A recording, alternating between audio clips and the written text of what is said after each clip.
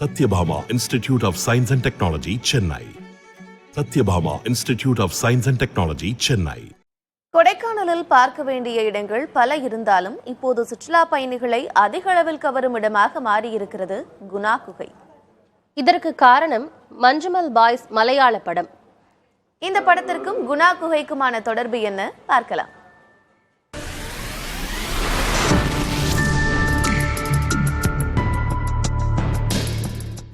இதுதான் குணா குகை.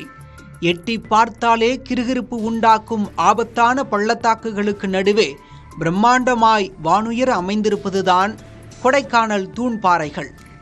தூண்களின் ஊடே ஆழமாக பல அடுக்குகளை கொண்ட பிரம்மாண்ட குகைகளாக பள்ளத்தில் போய்கொண்டே இருப்பதுதான் இதன் ஆபத்தான அழகு.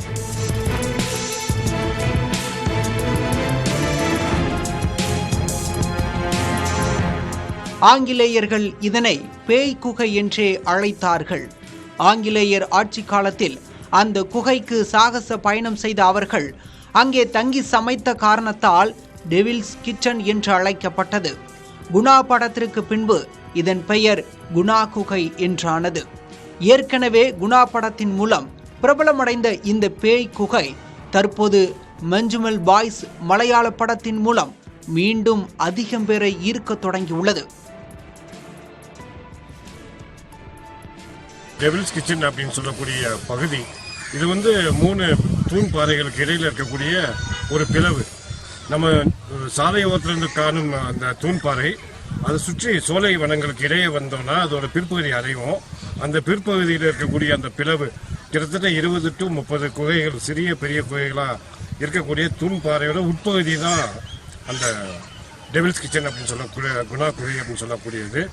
குணா திரைப்படம் மிகப்பெரிய அளவுக்கு பிரபலமான பிறகு அது பல்வேறு மாநிலம், வெளிநாட்டு மக்கள் கூட கண்ணை கவரும் விதமாக அமைஞ்சதுனால குணா குகை அப்படின்னு சொல்லி பெயர் மாற்றம் ஏற்பட்டு இப்போ ரொம்ப பிரபலமாக விளங்கக்கூடியது.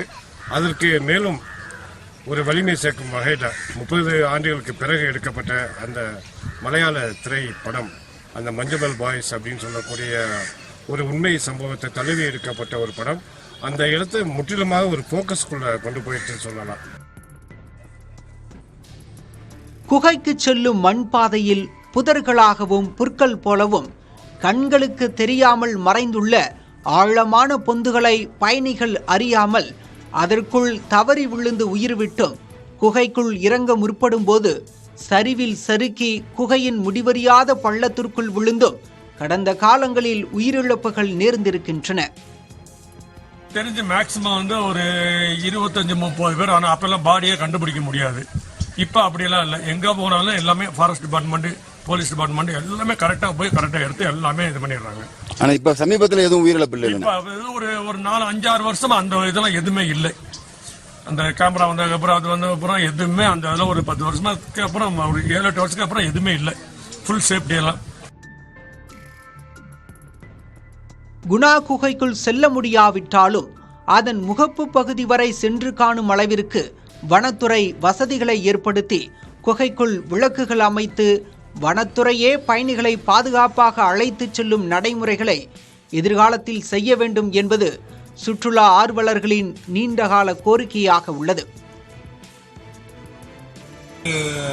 குணாவோட கமலஹாசனோட குணா படம் எடுக்கும் பொழுது அந்த குகை ஃபுல்லா பிரபலமாச்சு.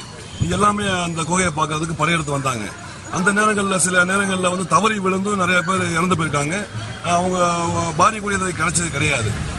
அதனால அரசு என்ன செஞ்சாங்கன்னா அந்த இடங்களை, விழுந்த இடங்களை, பொந்துகளை பூரா மறைச்சு அதை யாரும் உள்ள போகாத அளவுக்கு அதை சுற்றி லாக் பண்ணிட்டாங்க.